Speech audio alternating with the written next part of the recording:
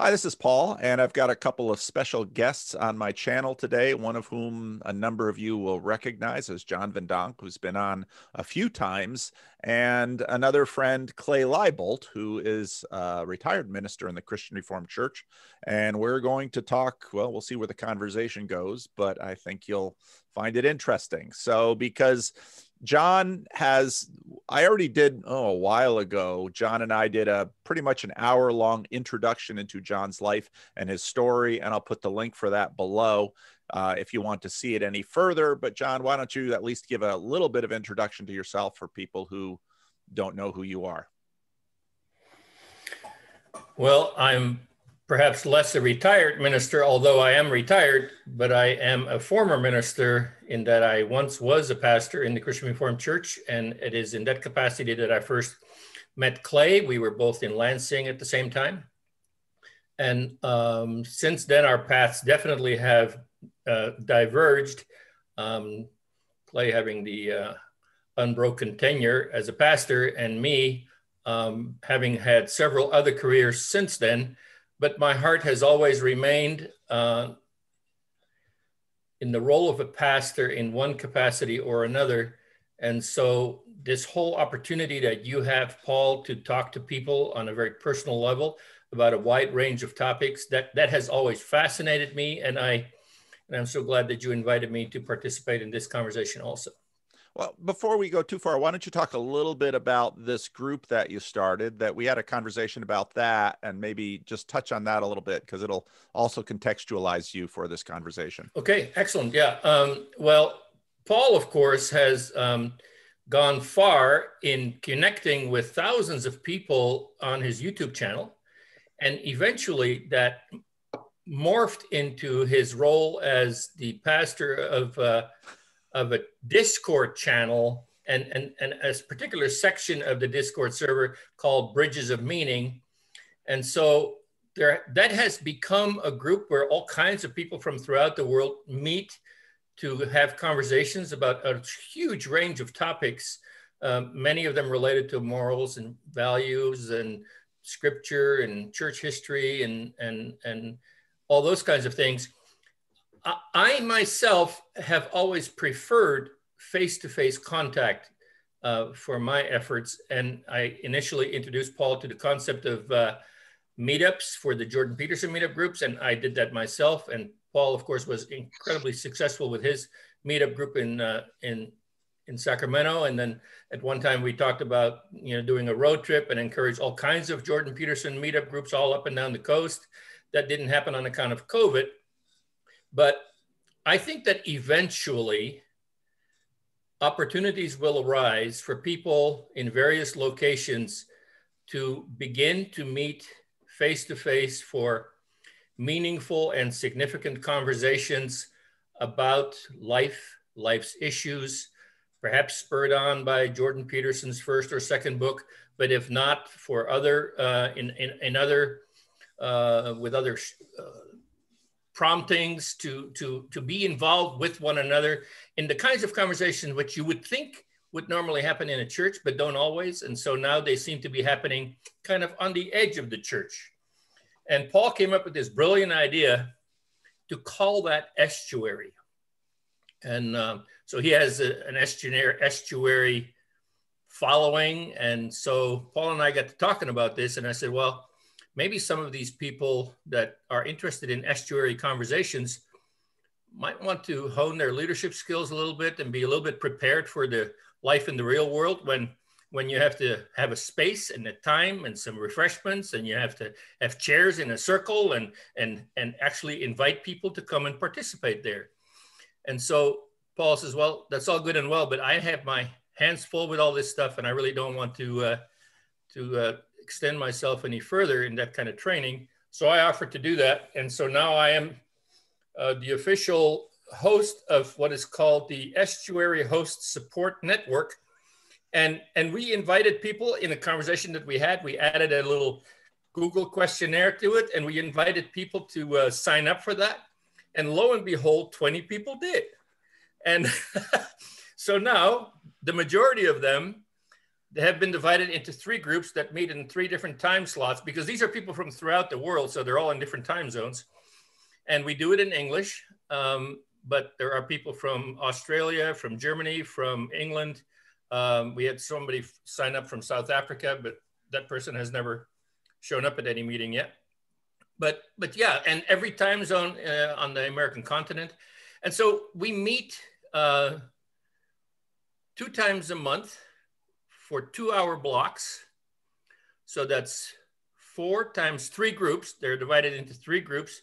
That's 12 hours of Zoom time that I have with these guys. And we have developed a lovely little format that makes it possible for us to share about things that we think about intellectually, things that we might have come up against contextually in our environment related to stuff in the news or in our own context. We allow some time to talk personally about, did I have a baby or did somebody die in my family? We try to be real with each other. And then also we do have a slot or a topic that we focus on, and we call it estuarily. Estuarily, what have you been thinking about in terms of actually getting your group off the ground and actually begin to gather a few people in a specific location and start these conversations?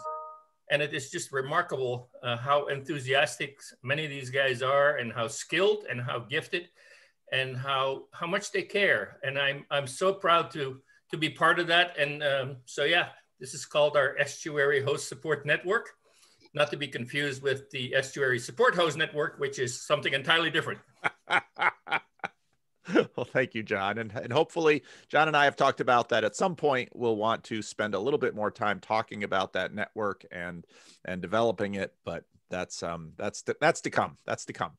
So let's turn our attention over to Clay now. I've asked Clay to do an introduction, and those of you who watch my channel religiously know that I spend, up to an hour or so talking to people to sort of help them pull out their story, because we have some other things we want to talk about today. I've asked Clay to sort of truncate that a little bit, maybe take 10 or 15 minutes to tell his story.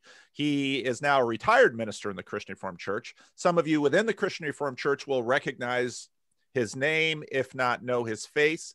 In retirement, he has been work, as many retired pastors do. He's been working in different churches throughout the denomination. He is quite a well-known pastor in the denomination. He is a regular contributor to the Banner. Even when I was in seminary, stories of Clay Libolt sort of bubbled up to us seminarians. And so Clay is, I'm really happy to have Clay on the channel. Clay and I both participate in a listserv that we call Calvin in Common, which is where he had written something there. And I thought, boy, I'd really love to have him on my channel to talk about this and explain this a little more with some of the things that are going on within the Christian Reformed Church. But in my opinion, Clay Libolt is one of the more significant leaders in the Christian Reformed Church right now. And for that reason, I'm really pleased to have him on the channel. So Clay, why don't you begin by introducing yourself? I was going to say, Paul, that I was briefly famous about 40 years ago. I had my 5 minutes of fame. I was initially rejected for ordination by the denomination because of my views about Genesis. And it was a kind of dramatic thing. One of the things that's true of me is I'm kind of intensely loyal. And so I hung in there. I was asked, actually, several people suggested that I switch denominations, why fight this fight?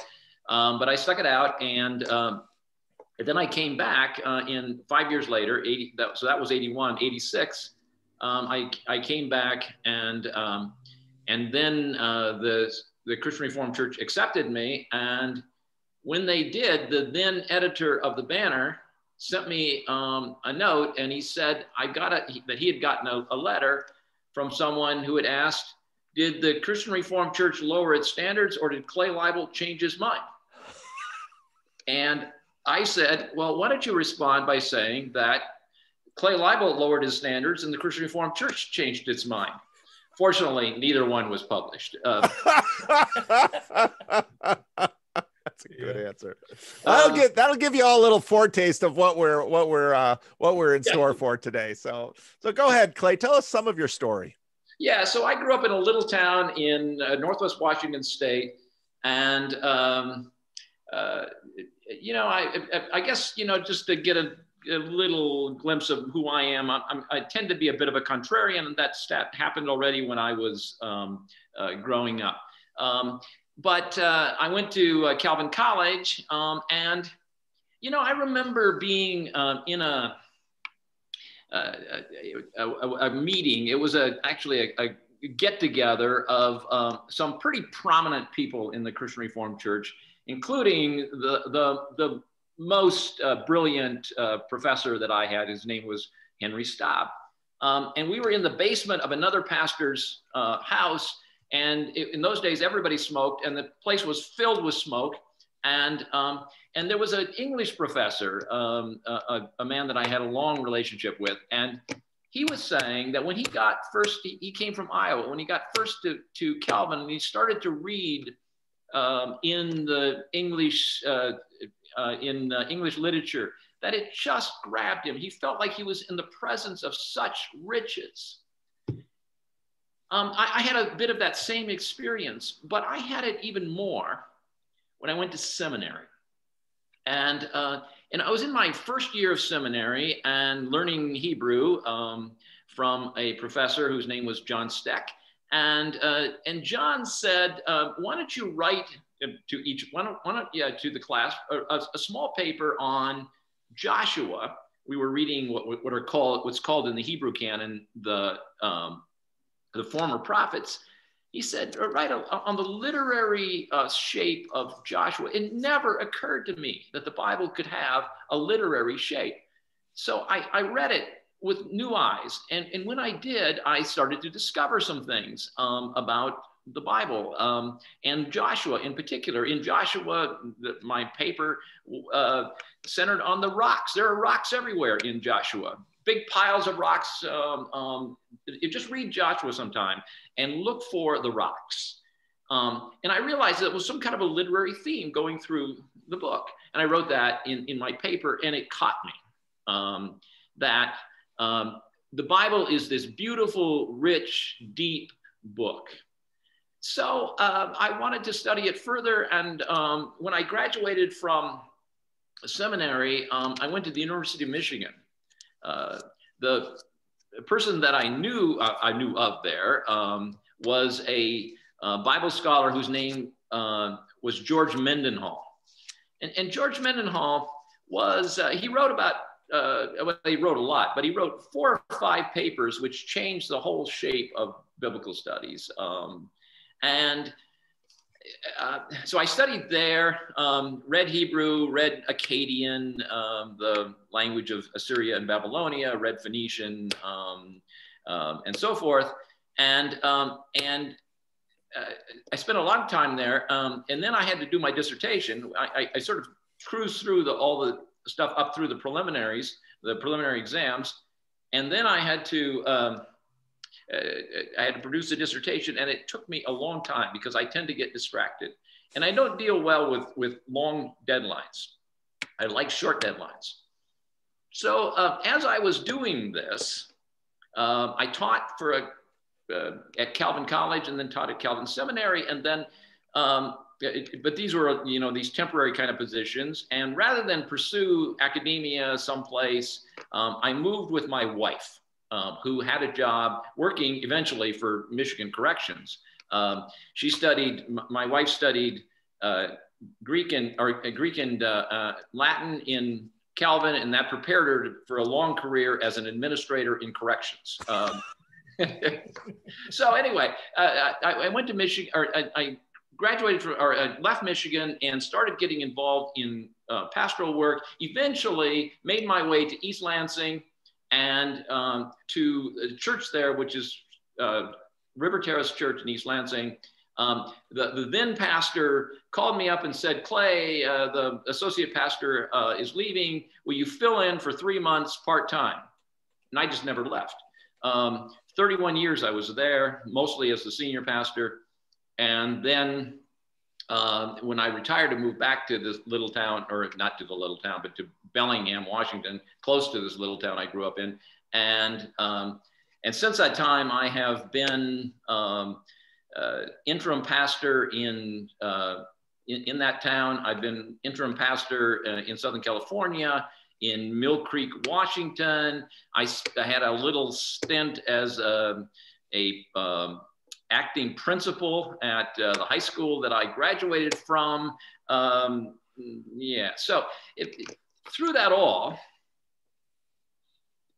I still love the Bible, and the Bible especially as it speaks through. The Bible's an interesting, fascinating, varied book, and if anything drives my ministry, it is that piece of it. Well, let's talk a little bit about. So there are a lot of people today who are deconstructing. I don't know how familiar you are with that word in terms of people and their church life and their faith. You were obviously raised in the church. You found some new insight into the Bible, but you could have been an academician who studies the Bible the way, let's say, an English scholar studies a particular kind of literature. So before we sort of get into the Bible, let me ask you why, besides being intensely loyal, which is probably something, I don't know, 2/3 of us have here. We won't talk about John, but no, he is actually very loyal. Yes. Besides being intensely loyal, what do you think the Christian faith is, and why have you continued to identify as a Christian?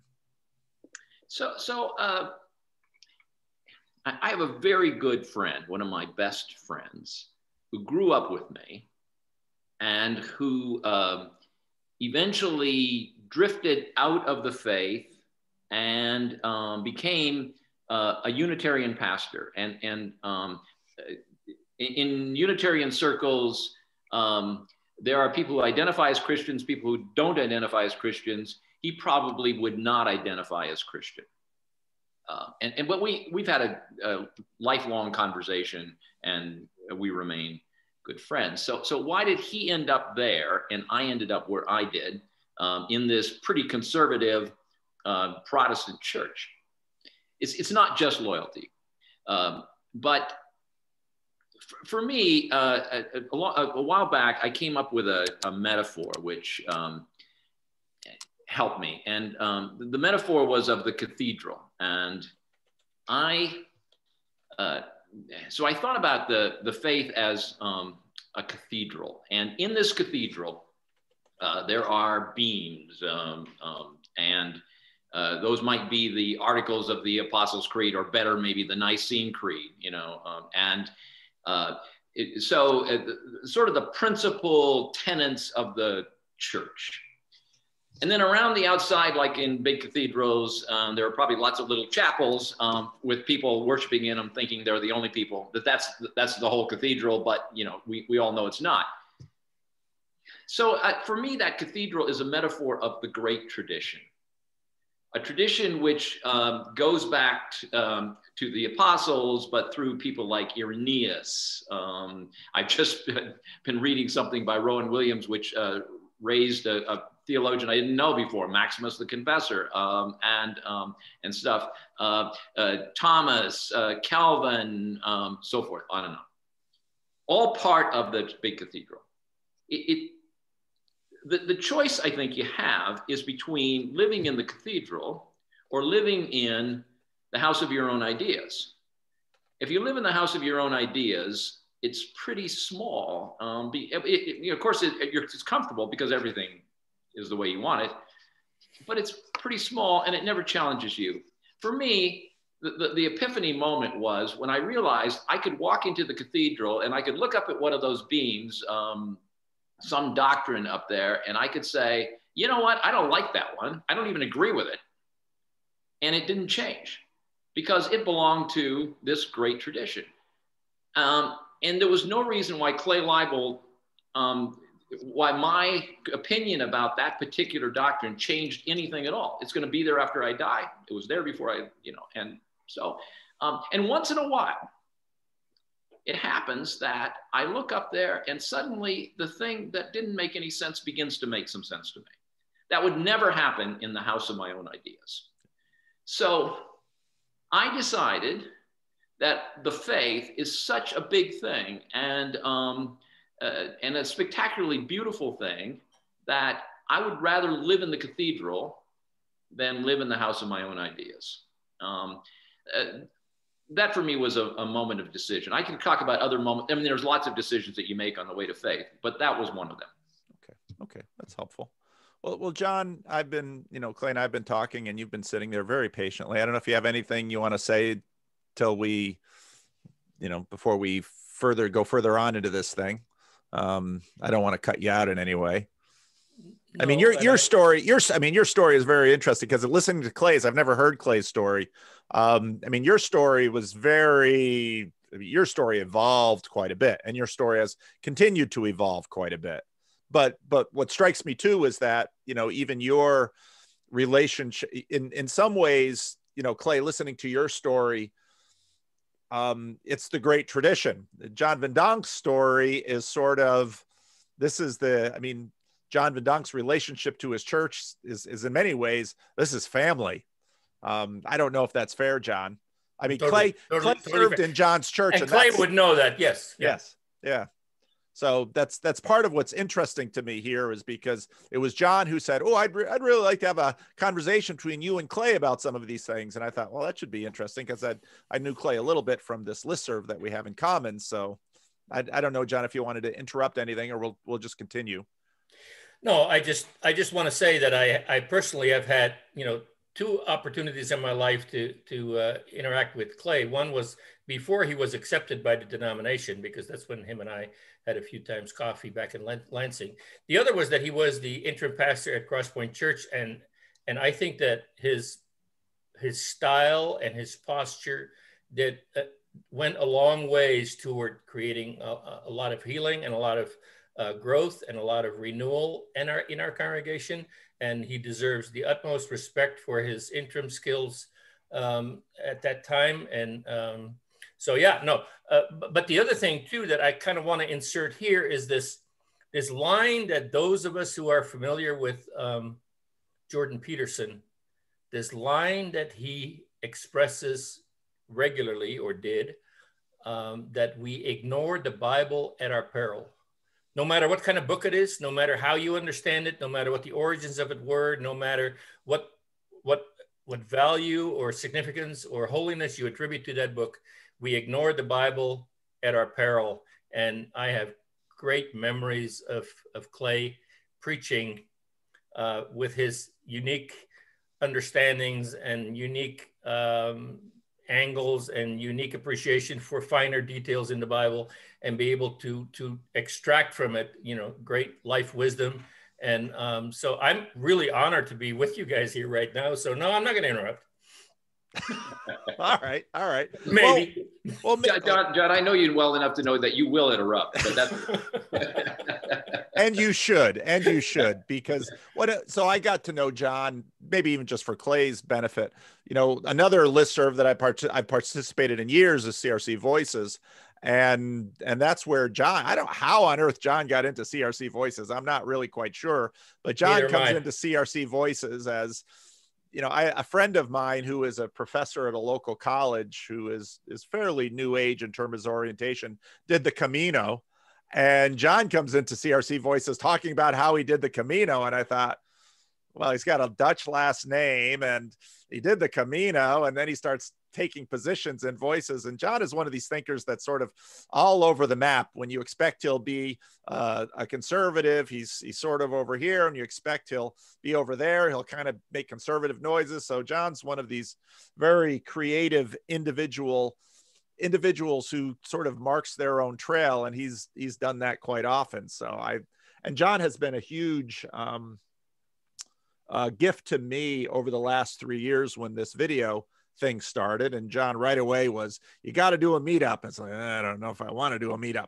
And John always has a scheme for my life. And most of the time I go along with at least some of his schemes. And usually when I do, they turn out to have been a good idea. So I've got a lot of trust in John and a lot of trust for his instincts. And so we've been partners together in this crazy ride I've been on. Well, But go ahead, Clay. Clay. What you need to know about John in the Camino is that he just said some nice things about my preaching, but he left while I was there and went off to do the Camino. So I think he was leaving to avoid my preaching and see if he could find his spiritual center someplace else. John, is that true? No. Okay. All right.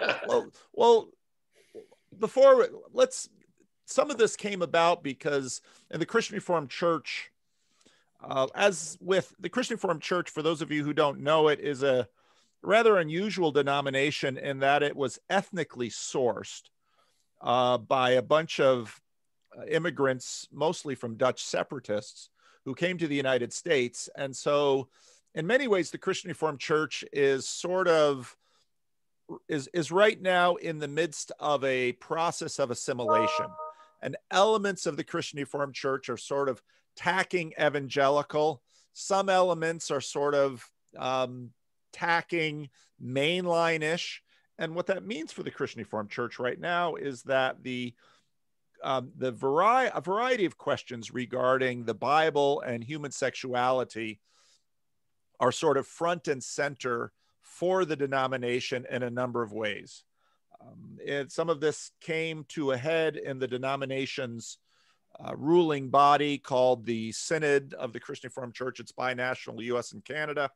And a report was commissioned by a synodical study committee, which is part of the way the Christian Reformed Church tries to sort of think together. We might say that's distributed cognition in Dutch Calvinist immigrant church.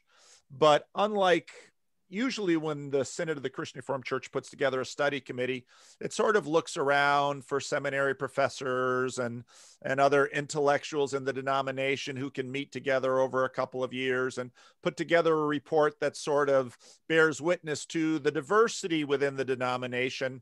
This is a way of hopefully moving things forward. The report in 2016 was unusual in that Synod commissioned a report only from persons in the denomination, with one exception at least, who had a traditional view of how the Christian Reformed Church has generally approached human sexuality. And when that report was commissioned in that way, well, on some point they did so in order to get the sort of report that Synod was looking for, but it also in other ways set up the kind of conflict we're going to have now pushed back 2 years in Synod 2022 regarding these issues.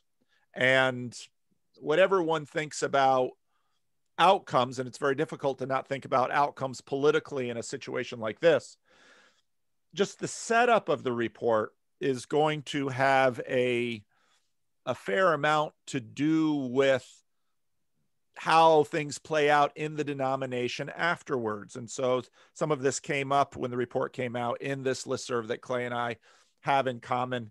And Clay, I thought wrote a very interesting little few paragraphs to this about biblical interpretation in the tradition of the Christian Reformed Church, which I thought was quite accurate in terms of the way the church has handled the Bible and seen itself with respect to the Bible. And Clay obviously has done a lot of thought about the Bible in a variety of different ways, and he's worked with it as a preacher. And I thought after he wrote that boy, I'd love to have Clay on the channel to talk about this. And John, of course, in some ways was the hookup, but John is also important because John's history with this is interesting in and of itself. And, my rise on YouTube happened in many ways because of Jordan Peterson. And I was actually right before listening to this, still on my screen over there, is his conversation with Bishop Barron, where they get into some of these things. And so it's my belief that we are in a very interesting period of history right now where kind of the modernity Protestant framework that we've been dealing with for the last almost 500 years is breaking down, and new frameworks are emerging. And if you have a transition of this magnitude, it's going to be very messy. And apart from how things lay out with respect to rules in the Christian Reformed Church about who may or may not be an office bearer and what types of relationships the Christian Reformed Church regards as marriage, underlying issues are going to manifest themselves not just in an area of human sexuality, but in far more basic areas about how people basically conceive of themselves in the world, how the Bible informs and how they relate to the Bible. And so this is, this is a very big deal. And again, I found Clay's posting to be quite thoughtful, and I thought insightful. There'll be aspects I disagree with, but I really wanted to bring this to the channel. I'm also thinking at some point I might bring maybe somebody from that committee to my channel and sort of give them time to present and defend the report. At some point, I'm sort of grateful that we have another year's pause, because I think in the Christian Reformed Church, part of what we really need to do is learn how to talk together and process things together in a less political framework, hopefully in a way that can help us not, bludgeon each other, at least reputationally, and certainly not physically. And these same kinds of issues are obviously at play in the broader culture too. So there's my little setup of this. And so Clay, why don't you share with us some of what you saw from that report and what struck you about it in terms of the larger issues of the Christian Reformed Church and the Bible, let's say. Yeah, let me give you just a little tiny introduction to that. I was thinking about this, and I was thinking about not just the Christian Reformed Church here, but as Paul was indicating, is there a future to Protestantism? Or is it a kind of failed experiment? I had a kid come to me, a high school kid, who I'd had in class, and his opening line was, "I think Protestantism is coming to an end. It's a failed experiment." And this, by the way, is somebody who watches your YouTube channel, Paul. So you heard it from me. That's maybe what we got it. Yeah. And then just one more little aside here. A month or two ago, I was reading a book by John Banville. I don't know if you know Banville, but Banville is a award-winning author, a novelist, and he's Irish. And in addition to his, quote, literary fiction, he writes detective fiction. And in this case, this was a detective fiction, and the detective is a Protestant in Ireland. So he goes to visit the bishop, and the bishop says to him, "So you're Protestant?" And he says, "Yeah." And he says, "Isn't it time to end the protest? You've been protesting for 400 years. I mean, what's with this?" There's a sense in which the background, the deep background of the Reformation is a bunch of young, mostly men, not entirely, but mostly men who felt that the church had gone wrong, and they were being, to some extent, informed by Renaissance themes, the whole, all of those, but also the fact that the Bible was now in print, had been in print for about 100 years. Before that, it had to be copied out, so now it was in print. And they said, if we're going to sort through what is right and what's wrong about the Bible, then what we need to do is to have some kind of a principle. And the principle that they came up with, there's an argument about whether any of them ever actually said this, but it was now known as sola scriptura, which is only by the Bible. So how do you sort out true churches from false churches? You sort out true churches from false churches by the Bible. And this became kind of the Protestant principle. The Protestant principle is that when you come up against some new thing, some challenge, you go to the Bible and you sort it out, hence the study committees. And I want to give just one more little piece of personal history here. So back in the late 80s, and actually started in the middle 80s, I guess, and into the 90s, in the Christian Reformed Church, there was a big debate about whether women should serve as preachers and pastors and elders. And the Christian Reformed Church did this, as Paul just indicated, by doing study committees. So they would appoint a study committee, the study committee would come back, and there were dueling synods. You know, one synod would say women should be recognized in all the offices, and then the next synod would say, no, that's not true. And it took it's the way the church order is set up, it takes 2 synods to pass anything of that magnitude. And so, you know, it would go one way and go the other.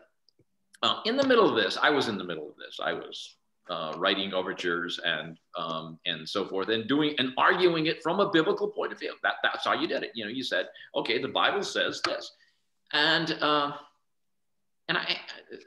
friend of mine, a classmate of mine, actually, a very prominent pastor in the Christian Reformed Church, was talking to another person who was a prominent leader in the Christian Reformed Church, and they were having this argument. One was against. Thought the Bible proscribed women from being in office. The other one was in favor.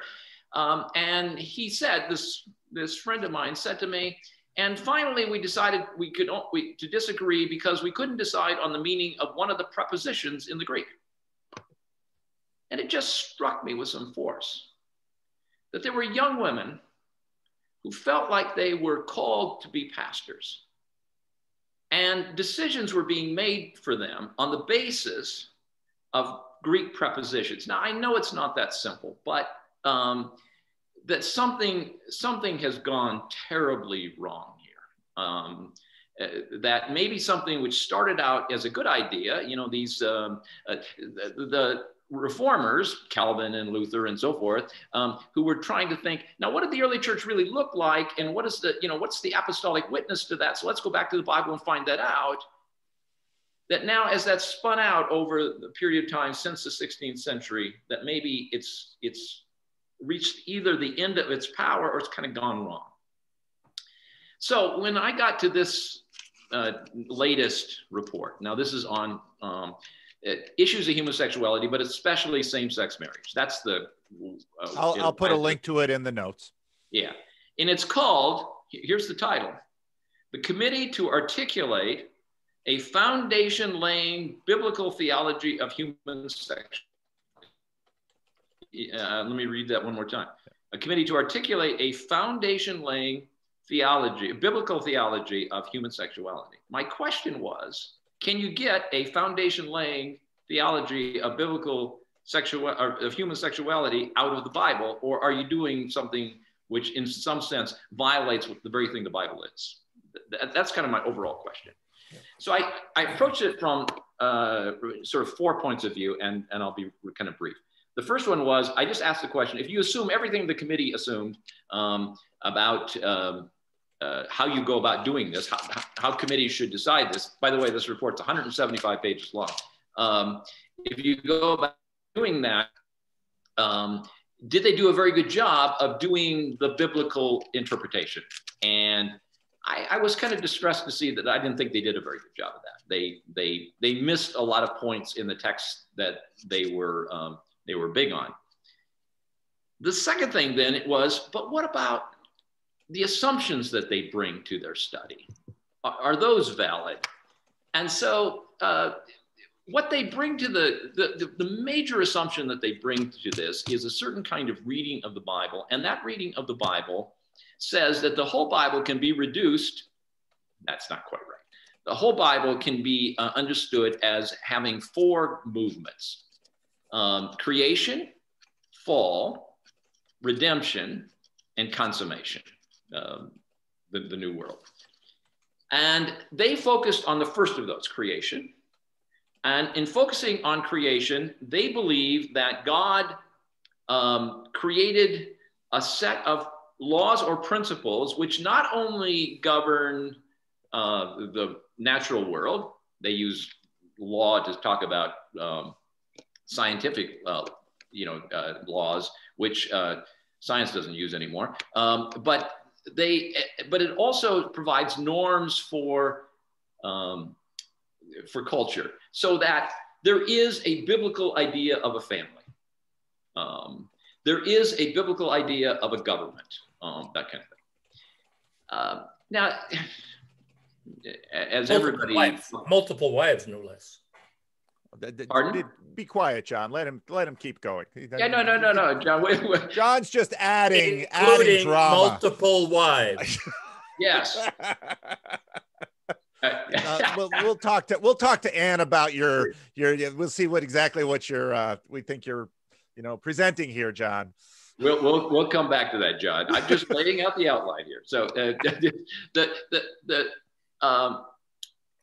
obviously the culture approaches this very differently, and I think that's a topic that we might want to discuss. Is how are things like human sexuality normed? How are they normed in the church? How are they normed in the society around us? And where do those two things meet or not meet? Well, then my third sort of tact on this was to ask the question, which is the one that I started with, which is the Bible that kind of book? Can you do that on the basis of the Bible? And I think it's not. And I think it's not for some basic sort of big type theological reasons, but also for the sheer fact of the Bible. The Bible isn't, in fact, written to do that kind of work. And then the fourth, which is maybe the kind of political point here, which is that what this ends up doing is authorizing a priestly class, a group of people who are the experts on Greek prepositions, and who can decide on the basis of that whether people are permitted to do one thing or permitted to do another. And so that's kind of where I laid that out, Paul. That's really quick, but I thought it was very good. I thought it was very helpful, even though John so rudely interrupted you, which we knew he was going to do, because for some reason, I don't know why you want more than one wife, John, because I didn't say that I want more than one wife. All I said was that the creation norm, as laid out in the earlier chapters of the Bible, leaves room for multiple wives. That's all. Okay. No, I think, and that's very good, Clay. I think you laid it out very well. I took notes on it, and part of what I come to this, which people it was about 5, 6, 7 years ago, I was trying to ask that the Christian Reformed Church, what it really needs to think about is doing what I call confessional conversations. And I think I was immediately misunderstood, which is absolutely normal in something like that, because the reason I said confessional conversations was the issues you are pointing to, Clay, as they were to some degree wrestled with in the Reformation period, resulted in sort of this period of confessionality, where as the church split up, they all had to sort of, well, who are you? And the way that they tried to articulate themselves and explain themselves. And we have this, the Belgic Confession, for example, within the Christian Reformed Church.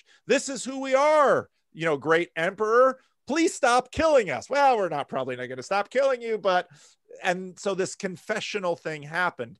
And I said confessional conversations because I'm not saying, I'm not trying to propose a new confession. I'm saying these very basic issues that the system of which in the Christian Reformed Church we continue to maintain have been disrupted for many, many reasons over the last 500 years. And it's at levels that are about this basic that we really need to pay attention.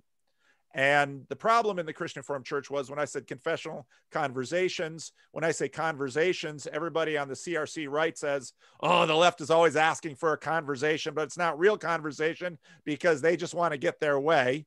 And the people on the left sort of heard confessions and they said, you're going to make this a confessional issue, which is exactly what the report does, which was their fear that suddenly all of the church disciplinary machinery will now be used to clamp down on certain elements of the church in order to purify the church. And so I can understand why both sides heard this confessional conversation and said, that's the last thing we want to do.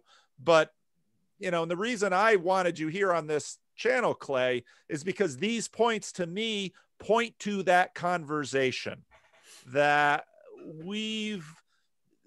a lot has changed in 500 years. And I think it's helpful to go down into the basement and take a look at the foundations and have some conversations about, does this still work? Is this who we want to be? Can we continue to establish a healthy community around this? And if so, what kinds of things do we ourselves need to sort of put on the table with respect to this? So that's been my agenda. So let me throw something in here about, so that as soon as you say that there was a created order, there's a fundamental kind of family, which is the kind of family which ought to be, and all historical families kind of fall off from that, but that's the ideal. What's called creation ethics or creation order. As soon as you get that idea, the question arises, of course, how do you know what that is? And as it turns out, I mean, it's going to surprise no one. It turns out that people often think that it is whatever they know. That's what God intended from the beginning. So, you know, if you are in a monogamous relationship and with a man and a woman, then that's God's order. I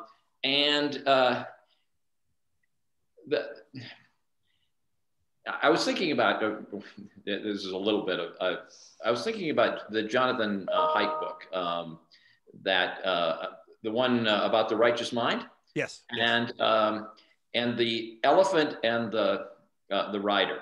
So Jonathan Haidt, psychologist, makes this point that we think that we are leading with our rational ideas. But as a matter of fact, the elephant is all of these prejudices and pre-wired things and whatever. And if the elephant slouches left, the rider tries to make up a reason why we're going left. And if the elephant sloshes right, you know, we make up a reason why we're going right. And that all the rationalization is secondary. It struck me from that thing that that's what's going on in that report. What's going on in that report is that these are people who want to hold the ground here. They want not to change on this issue. And as a matter of fact, they were instructed by Synod not to change. So they were all people of certain mind. And now they're making up reasons. And they use the Bible to do that. So they're not really getting this out of the Bible. They're really getting this out of their own culture. Wow, that's pretty dismissive. That's pretty harsh. I'm sorry. No, it's okay. I like honest. So I could be talked off this ledge, but well, I guess I can really understand why you had some of that drama early on with interviews with the Board of Trustees of Calvin Seminary. Yeah, this would not surprise my wife. No. And I can also see why John really likes you. Well, I know, I mean, almost every video I put up, some people hate, and I know what people are going to hate this, but I think, Clay, that what you bring to the fore here is something that in the Christian Reformed Church we really have to engage with and wrestle with, because when you say, I wouldn't want to say that, the members of the committee are putting forth the family that they've known, and that's the reason that it has that shape, because they're putting forth the family that they've known. I mean, part of, again, someone had just sent me a note that said, oh, the conversation between Bishop Barron and Jordan Peterson was a disappointment.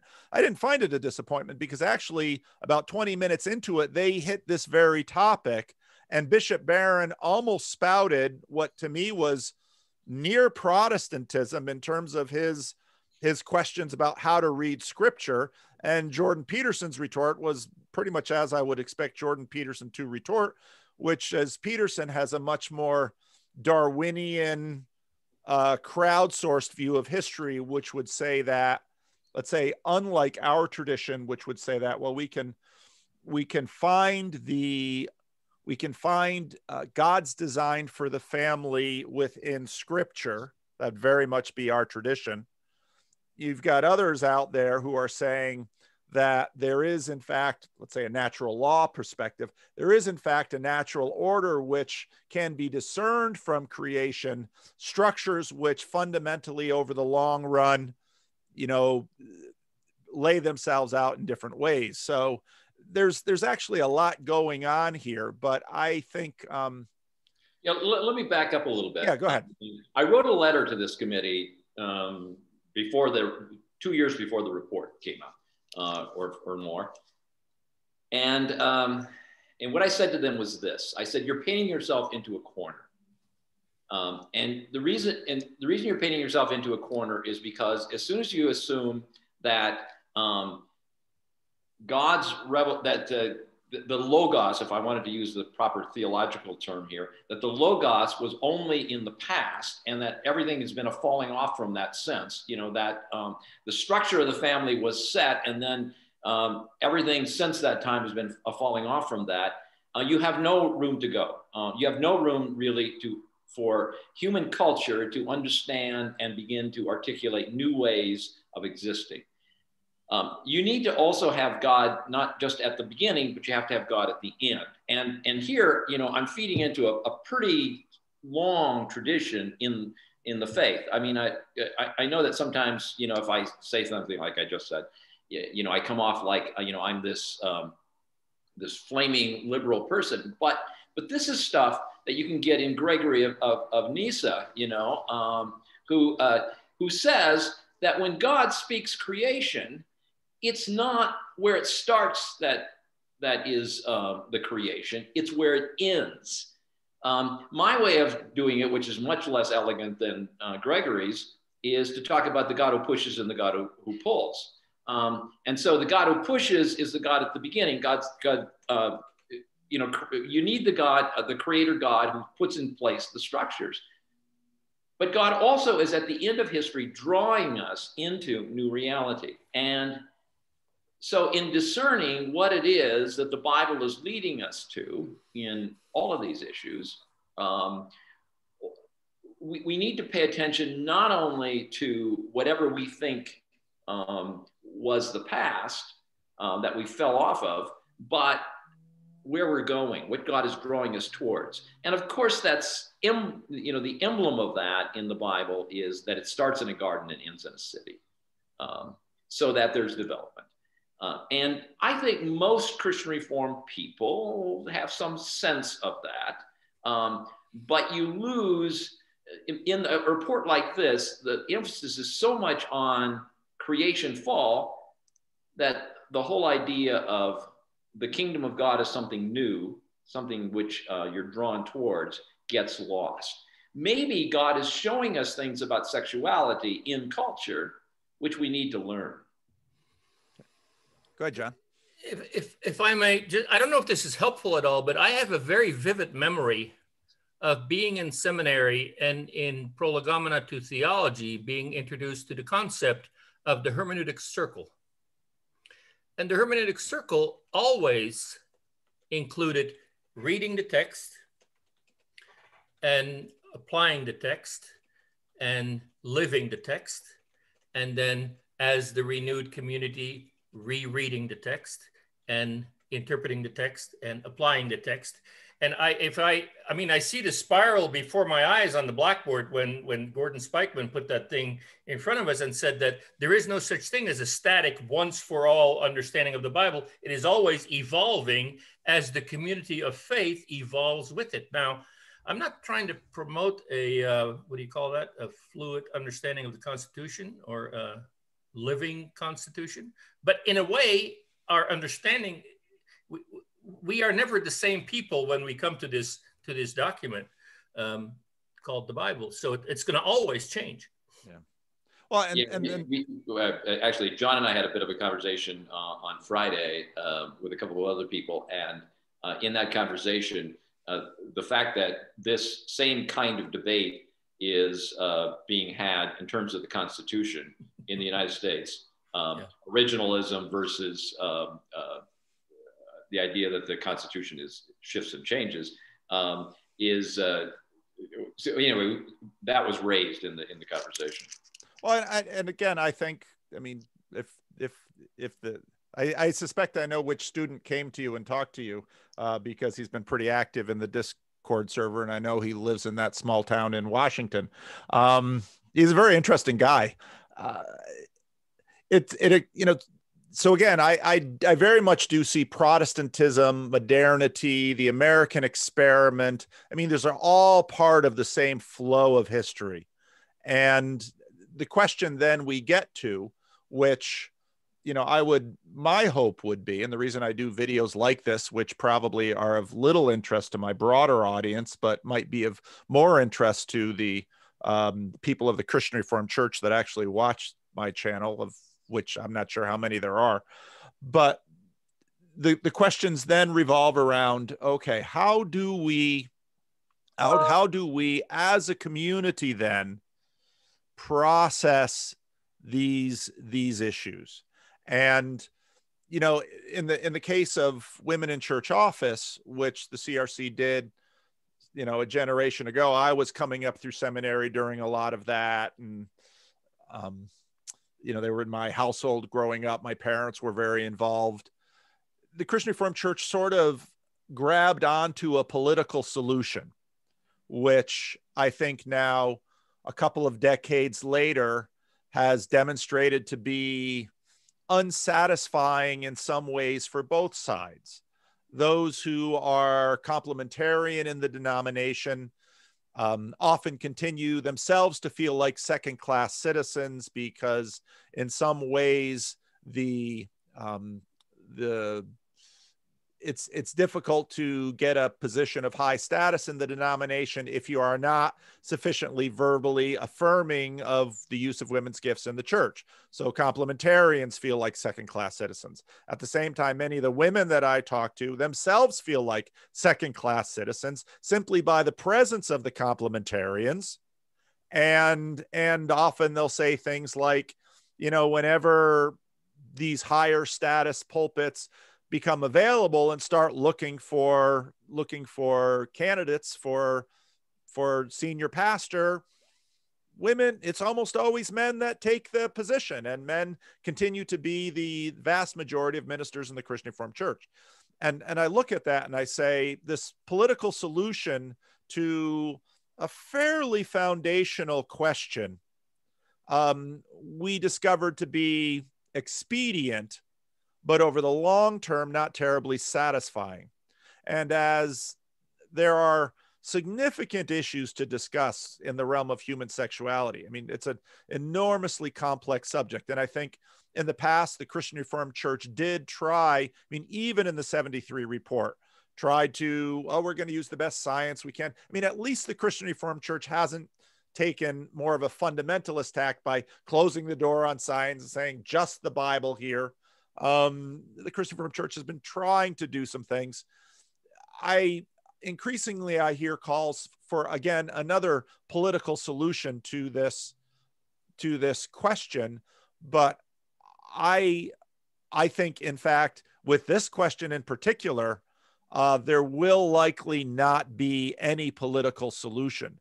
And on CRC Voices, we've been having this conversation basically about the end of the Christian Reformed Church. And, I made a comment to Al Walters early on with this thing that I said, I think in some ways these questions may be the end of Protestantism. Now, I don't know what comes after this because, if you're, let's say, of the mainline persuasion in the Church in North America, Roman Catholicism and Orthodoxy don't really look like viable options if you've got the particular value matrix that you possess. You might like them liturgically, you might hold out hope for some Episcopalian or Anglican option, which seems to try to wed, more of a sacramental reality with liturgy and then perhaps more modern values. But, the Episcopal Church of North America hardly seems to be like a thriving shoot at this point. So there's a lot going on in this. And again, whereas I hear a lot of desire in the Christian Reformed Church for a political solution, which would, okay, well, let's just, sort of like the RCA is doing, let's just part ways right now. And, oh, you can keep your property. You can keep your property. We won't say bad things about you. We won't say bad things about you, at least not in public. And we'll have an amicable divorce.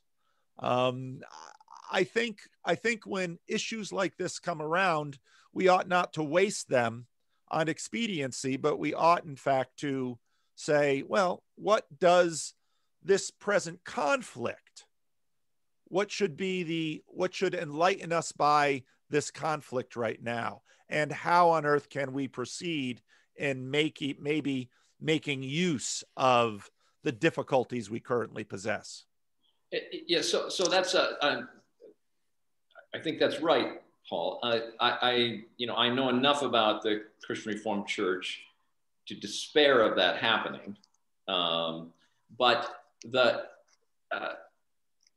what we would do if I had my druthers here is that we would go back to our theology of the Bible and start looking at it, not just in terms of the 16th century, but go back and look at it in terms of the whole 21 centuries of Christian tradition, and realize that we kind of got on,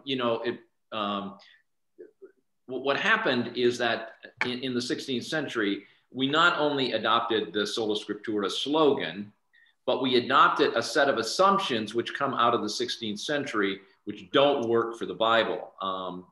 They're assumptions that come out of the Renaissance. I mean, these assumptions are no more biblical than anything else, and we have to examine those again, so that you don't try to do a foundation-laying biblical theology of human sexuality when in fact there is no such thing. There's no such animal in the Bible. What you do instead is you approach Scripture the way the church has always approached Scripture, as a matter of a conversation. And that conversation includes the tradition, it includes a long history, all the centuries before us. And we really try to understand each other and understand it. I told a little story on Friday that I think in a very small way might be illustrative of what I have in mind. And when I was at the church that John goes to in Southern California, I decided that we should have a conversation about women in office in the council. This was the elder board. And I don't know how many, 9, 10 elders, whatever. So all guys. And I gave some parameters. I said, we will do an hour for each meeting for 3 months. And so we got to the first meeting, and you could have cut the tension. You couldn't have cut the tension, with a pretty sharp knife. I think it was that thick. And the first thing I said was, I'm interim here, so I'm not going to try to change your mind. And that I think lowered the temperature a little bit. And then the second thing was, let's go around the room and have each person say where they're at on this issue and how they got there. And we did. And then we went on to have the discussion. We looked at all the biblical materials. We had the 3 hours of discussion that we had slated. And we had a pretty good time with it, you know, but we weren't being asked to make a hard and fast decision, which kind of took the tension off. But secondly, people could understand that somebody's position might be come out of their biography, out of what had happened to them in life. And that's where they were because of that. And that was helpful. And what it served actually later was that when we reached some other kinds of difficult issues, the council was united and we could address them. For a long time, I've had a kind of church slogan, which I enunciated too often in River Terrace. It's strong at the core, flexible at the edges.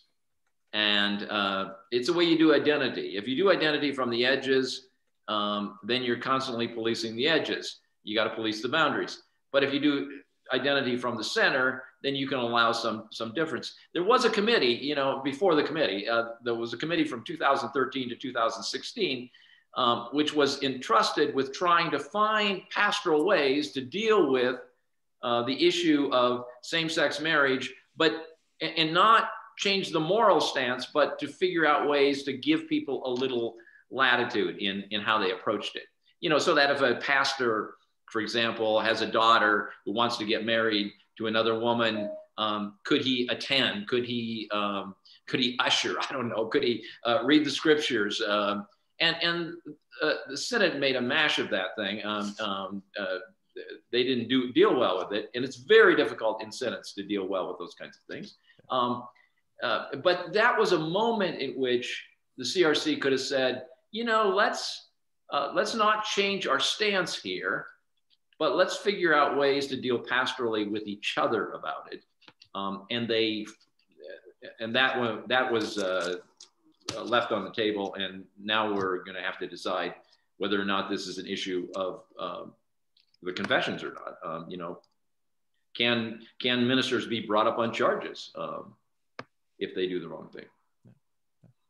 So I think we've taken a step back in that sense. And if I want to throw one more thing in here, what's happened to the CRC, and this is not just the Christian Reformed Church, that's why this is relevant to Protestantism in general, but also especially to the evangelical piece of it, is that the divisions have hardened. Yes. That comes out of the political situation in the United States. But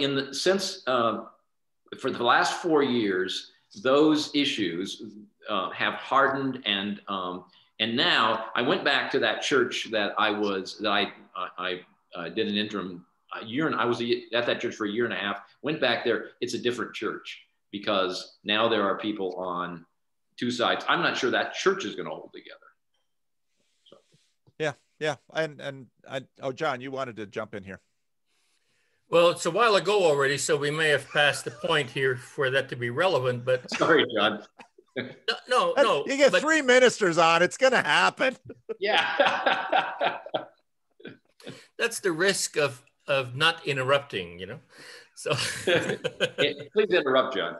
Yeah. So no, but you did mention earlier that it is also an issue of the meaning of words, and that eventually we're going to, have to look at historical understandings, experience with all this, but also the change of language.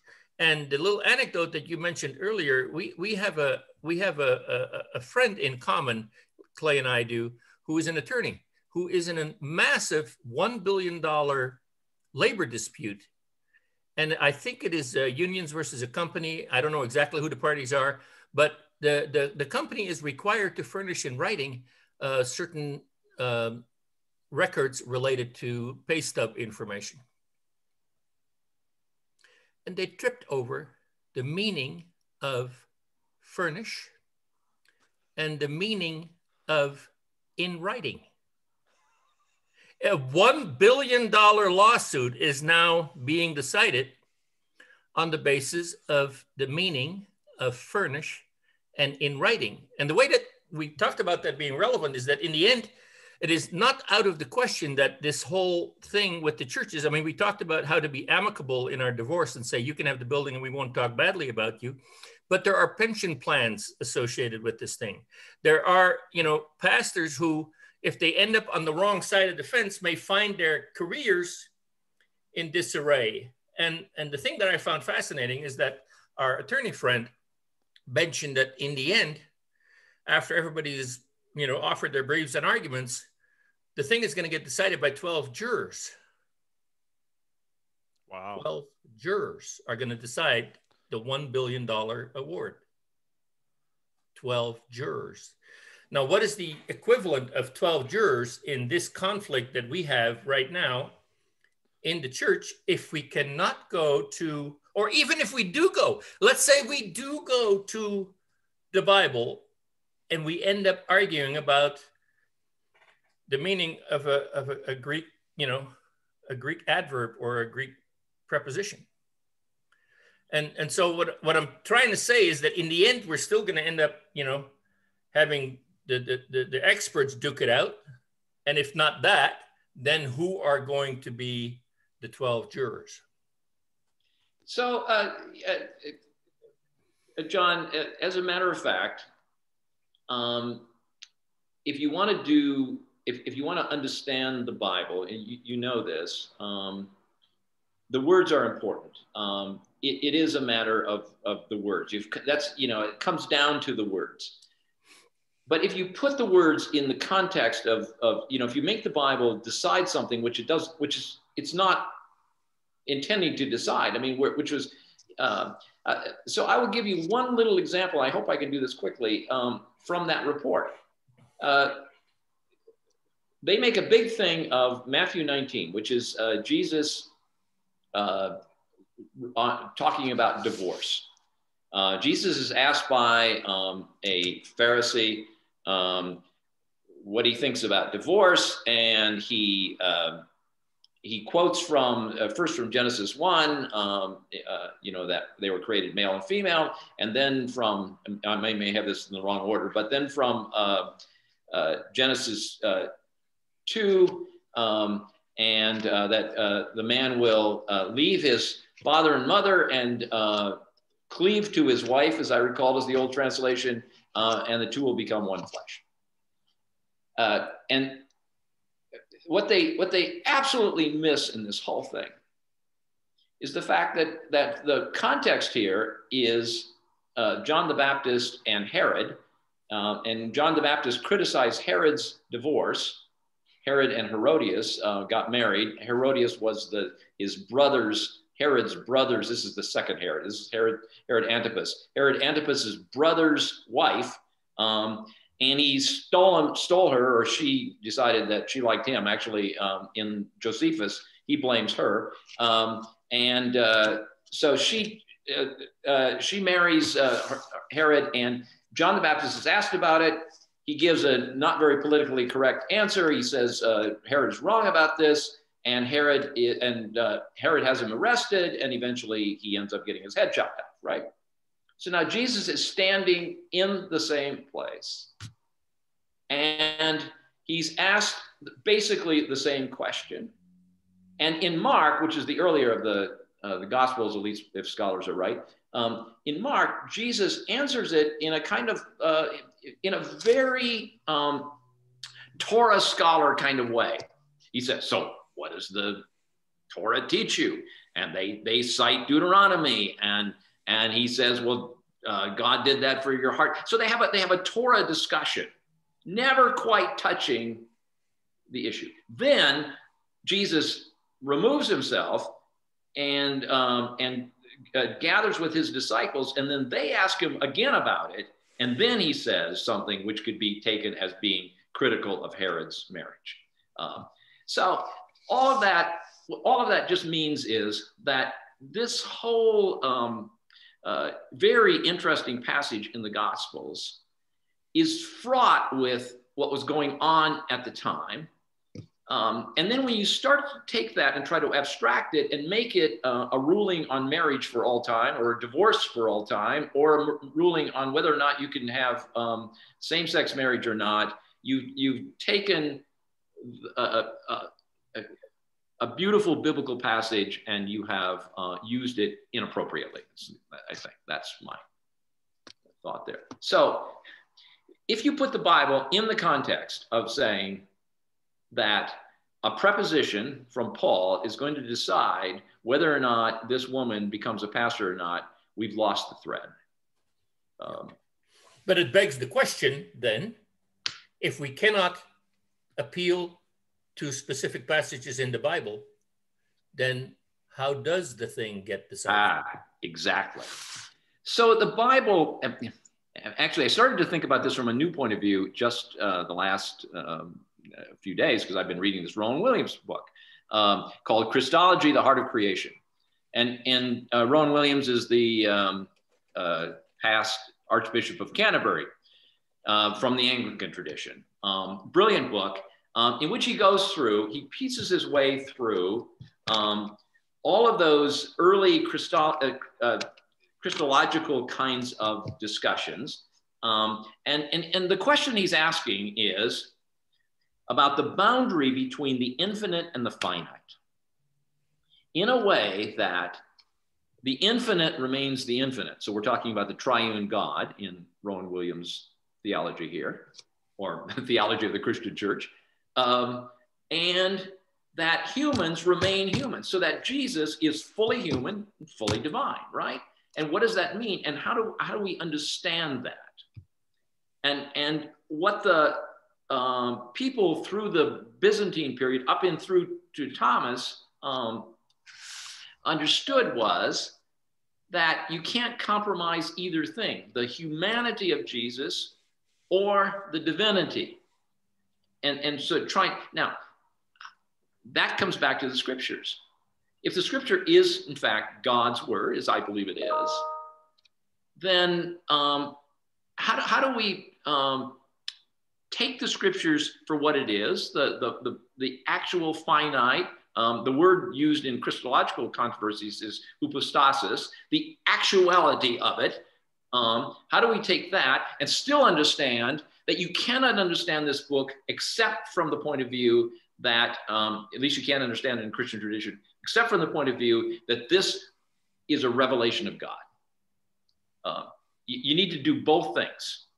And what the Protestants did is they started to think to themselves especially the 17th century, not so much the 16th century, but 17th century, the next century, when this settled into a kind of orthodoxy, is they tried to make the Bible, they tried to force the Bible into the kind of book which was able to decide the kinds of issues that we're talking about, instead of reading the Bible for what it is. And if I can preach anything in this session, it would be this: take the Bible for what the Bible is. God gave us this book. This book does, as a matter of fact, change people. It does, as a matter of fact, drive people towards Jesus and drives people towards God the Father. And, we could talk about how that works and so forth, but take the Bible as seriously as you possibly can, but don't try to make it into the book that you need for your theology, because as soon as you do, you'll destroy the Bible. Well, you won't destroy it. You'll just find the Bible not working the way you want it to work, because it isn't that kind of book. I mean, you got the Bible's a conversation. You got on the one hand, you got the prophets, and the prophets. So the whole Old Testament coalesces around the fall of Jerusalem, and the question is, why did Jerusalem fall? What went wrong? And the prophets say, well, what went wrong is that you weren't faithful to the covenant. You were unfaithful people. You were idolaters. You were so forth. And then you get Job, probably written out of the same period, saying, maybe it's more complicated than that. And that's if the Bible is reduced to creation, fall, redemption, consummation, you lose Job.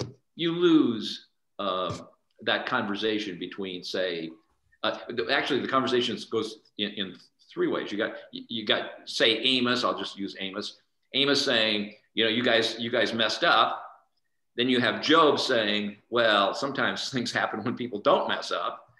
And then you have Isaiah, second Isaiah, saying, maybe it's our vocation to suffer, which then leads into Jesus. So you lose the complexity of the conversation. Go ahead, John. So when Paul suggests it back then, and still occasionally refers to it as having confessional conversations, maybe I should ask Paul, but in the light of what was just said just now, is there an end point to those conversations? Should they, I mean, I'm looking at the Bible right now, and we have a range of conversations with no clear end point on the basis of which we can make practical decisions about how to live together. So when Paul suggests that we have more confessional conversations, from my point of view, that would be a value in and of itself. But it's often thought of, especially by people on the left, that having these conversations is just a way to postpone making decisions. What I'm thinking is there any point to that charge?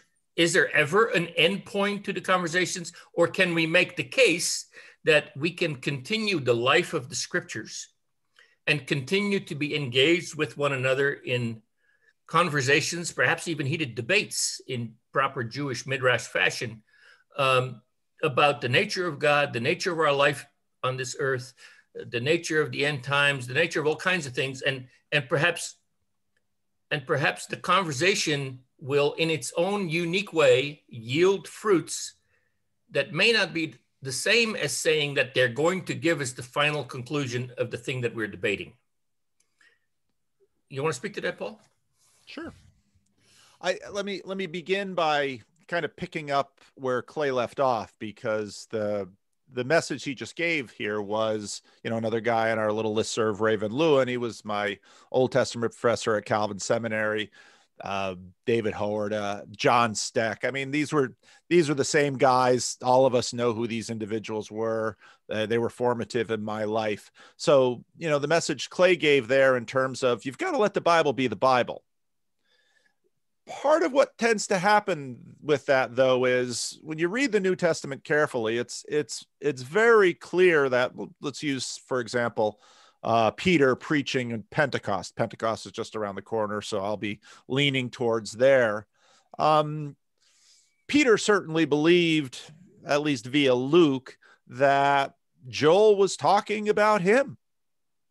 And there's a way.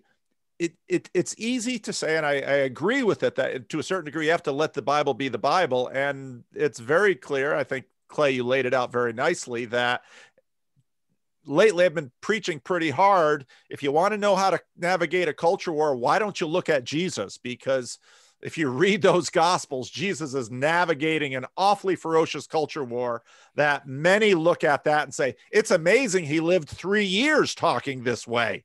And it's totally believable that on various occasions they tried to get him either to, king him or kill him all along the way, because in that context, wow, what he's doing.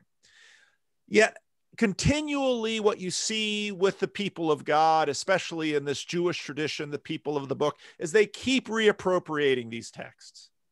And so that is, I think, another process we will continue to do. And when we do that, many times, as I think each of us could give abundant examples of, that we do violence to the text, and we abuse the text, and we basically turn the text into some sort of idol so that we can get our way. That I think to have something as powerful within our tradition as the Bible is, we will almost certainly continue to treat the Bible as an idol. And I think that is, in fact, a grievous sin, that we ourselves ought to be humble before it, treat it with great respect. And part of that respect is to look at a passage like Clay laid out and say, hey, let's back off a little bit, this this bolt from the blue that gives us this direct application in this moment. But at the same time, I don't want to forestall that from happening. And so your question, John, is a good one. I think we ought always to be in confessional conversation. Now, the way that intersects with our daily lives, there comes points when in communities decisions must be made, and they are difficult decisions, and things fall out. My unending cry to the church is, let's just do the best we can with this. And I've been reading Carlos Erie's Reformations lately, and I know Ron over on CRC Voices has been I've been quoting it a lot, so he's a professional historian, so he starts picking at it. It's usually what we do, but that's academia. Carlos Erie makes the point of the Protestant Reformation that, by the time Luther makes his move, and, you look at Jan Hus, you look at all kinds of other pre-Reformational figures, all of this stuff was churning in Europe. And it's also quite clear that the Protestant Reformation only took the form it did in the particular places it did, also informed by the politics, the local politics. You had the cantons in Switzerland, you had the very strange politics of the Holy Roman Empire, by which, Luther's protector is not going to let the Roman Catholic Church burn him at the stake. He's not, you're going to squirrel you away in my castle for a while. I'm not going to let them do that to you, and go there, suffer from your hemorrhoids in the castle for a few years, and write out a German New Testament. And that's the way history unfolds. So in some ways, the way the battle is playing out in the Christian Reformed Church over same-sex marriage, and the way it played out with women in office 20, 30 years ago, it's the way it's going to play out. In many ways, a lot of things are set. But I think part of our calling is to, we have been blessed with a lot in the Christian Reformed Church with respect to, we both have a serious desire to do justice to the Bible as the Word of God. And we have a serious desire to honor the realities of general revelation and what we can learn from science and what we know from psychology and sociology. And now with this global world disrupted by the internet, how, all of the different ways that we are disrupted. I really love your passion, Clay, in terms of, in 2016, I think we were and continue to be, by the broader culture, asked to come to decisions about things that in particular cases that we at this moment may not be in a position to make for people halfway across the country. And all of this is set in a context. So, John, your answer is no. Is there an endpoint to this? I doubt it. I agree with Clay that part of what we find, one aspect of understanding the Bible is, in fact, this ongoing conversation that we've seen that arises in Christianity with the conversations around Jesus. And then later, a few centuries later, how are we to regard this man? What does it mean for us to regard Jesus as God? And in fact, in our own little estuary, we have a biblical universalist that continues to dog me because he knows church fathers better than I do. And so I now have to think about the Trinity and think about many of these issues. These issues are not going away, but all of the Unitarian, by the way. Yeah. Not universalist. All of this stuff, though, and I do believe that we have a hierarchy of values here. And at the top of the hierarchy for Christians is love the Lord your God with all your heart, soul, mind, and strength, and love your neighbor as yourself. And that stands, for those of us who embrace the Heidelberg Catechism as a confession, that stands right at the beginning of the catechism. This is how we are to treat each other. Okay. How shall we do that? That doesn't necessarily make your answers simple and clear, but at least let's begin there and also do the hard work of, you know, I haven't really had an extended conversation with Clay, but I can really see why, you know, why John, you spoke so highly of him, and why this conversation was a good idea. I agree with you 100% here, Paul. You do the best you can. And I've been a pastor for a long, long time, and realized that you make decisions, and some of those decisions are going to have fallout, and you do the best you can. What we've lost a bit is the factor, we started here, of loyalty, but the factor of we're loyal enough to each other. We love each other enough that we can disagree. I remember being at a synod early on, and we were debating some issue. Probably women in office, but I don't remember. And I remember a delegate yelling at me up the steps. He didn't like something that I had said. But you know what? He didn't walk out, and I didn't walk out either. We were in that together. I did want to say that the church, now I'm talking the big church, has always had two ways to read the Bible. It has read it. I'm going back to your Joel, Peter quoting Joel. Yep. And it's had, the one way to read the Bible is to read it as they used to call it, historically. I have on my desk, and I was going to read it for Lent, and I never got it done, Gregory's Life of Moses. So he does two readings of the life of Moses. First one is historically, as the best he could do at the time, and say, okay, here's kind of who the guy was, and this is where the Bible goes. And what you're trying to do is just get the kind of the facts down. And then you take a spiritual slant at it. And the Bible and the churches have a lot of names for that. It's sometimes called allegory, it's sometimes called theoria. It's called a lot of different things. But we need that second kind of reading, which is a reading that can only be done in community and can only be done with a global sense of who God is and who Christ is, and so forth. And then you read it together for that, in that second kind of meaning. So I've always loved a paper that Walter Brueggemann did years ago called something like Texts That Linger, Words That, and I can never remember, Words That Explode, something like that. And in that paper, he talks about the fact that texts linger. And one of the first ones he does is the one from Jeremiah about Rachel weeping for her children. And it doesn't have a very big role in Jeremiah, but then, of course, it's picked up by Matthew, and it becomes a lament for the babies in Bethlehem that die. And then he takes it through a couple of other iterations, and he ends up with Jonathan Kozol's book about the projects in New York some 20 or 30 years ago. And in Kozol's book, he singles out a woman who, for Kozol, exemplifies the tragedy of living in those projects. And I remember Brueggemann talking about this book and saying, and you know what her name was? It could hardly be anything else. It was Rachel. And so other people would say coincidence.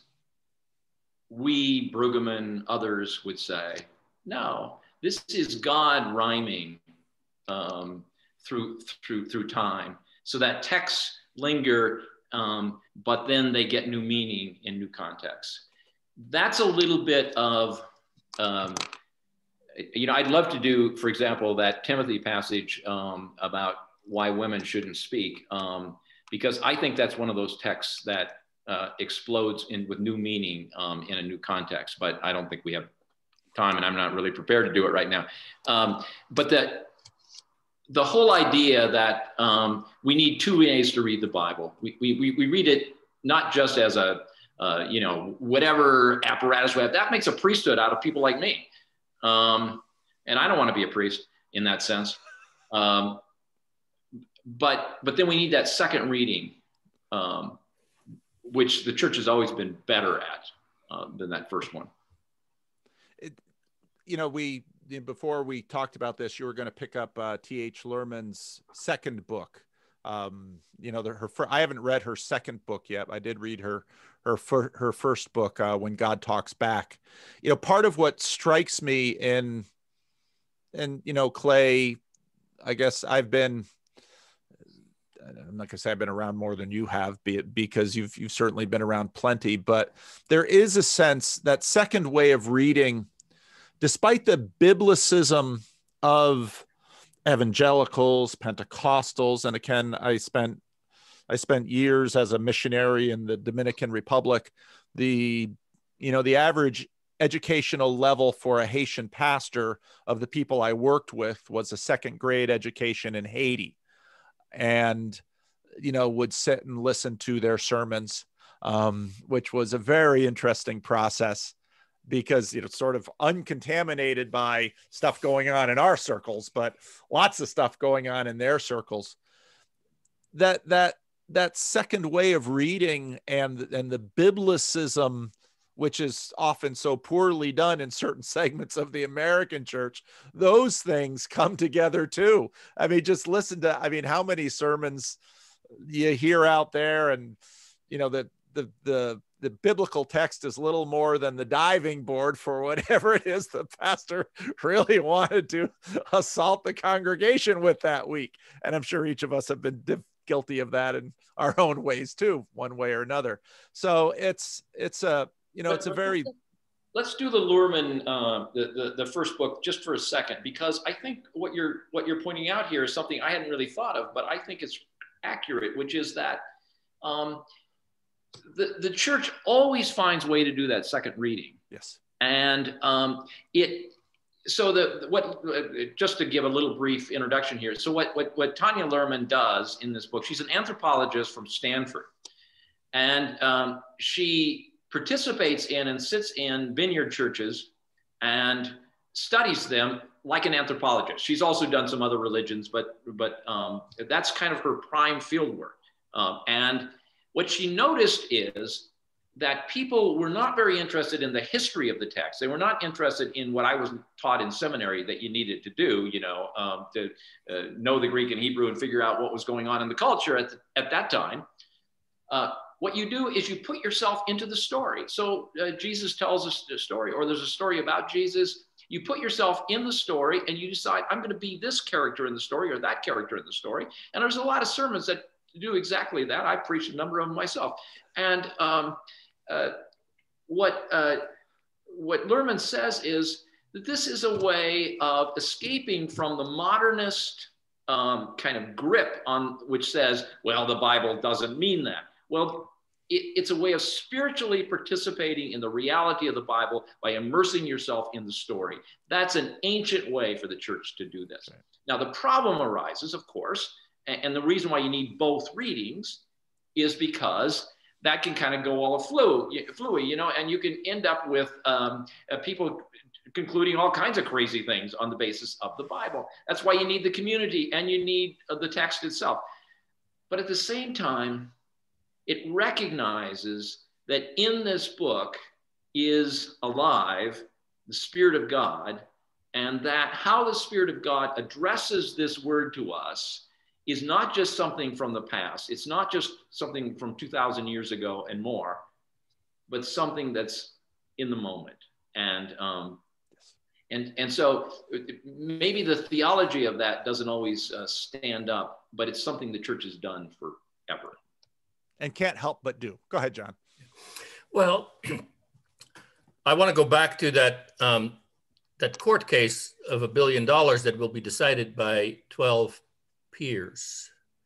The conflict that we're talking about here, and these two different ways of reading the Bible, and I think that either a community is able to enfold some people in that experiential way of reading the Bible and become a community in that fashion, or our church conflicts will be decided by ordinary people, not by big theologians, but by ordinary people simply walking away.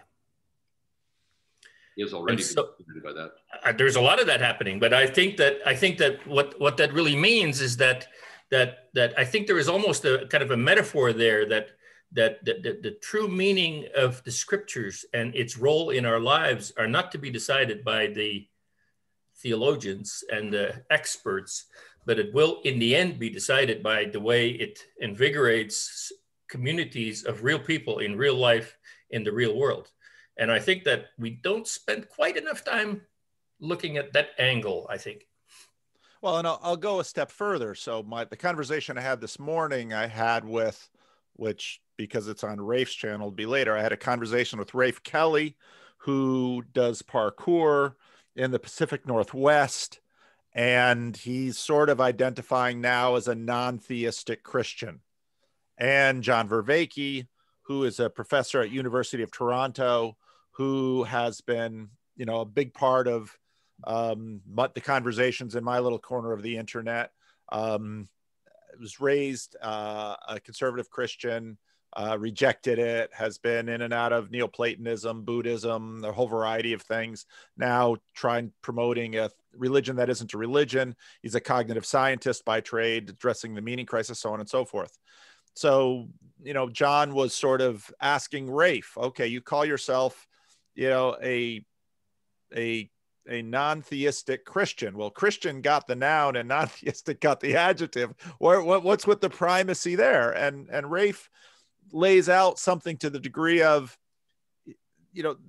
Christianity is just so around us all over the place. Clay, I know you're a book reader. I don't know if you've read Tom Holland's Dominion. You should very much put that on your list, because what is happening now that I'm seeing with my work is that there are many people who are sort of discovering Christianity. They've got huge questions about the Bible. They've got huge questions about the church, but they're sort of discovering Christianity just because it's in the bones of our civilization. The story is so deeply penetrated our entire literary movie traditions that they're trying to come to grips with this. And so, John, your point is right that, the church sort of loses Christians. They sort of float out. And I think this is part of what we're seeing politically on sort of the right and the left, or sort of the development of folk religions. And what folk religions are sort of continued, the main religion sort of continuing to be diluted just with more signal to noise questions.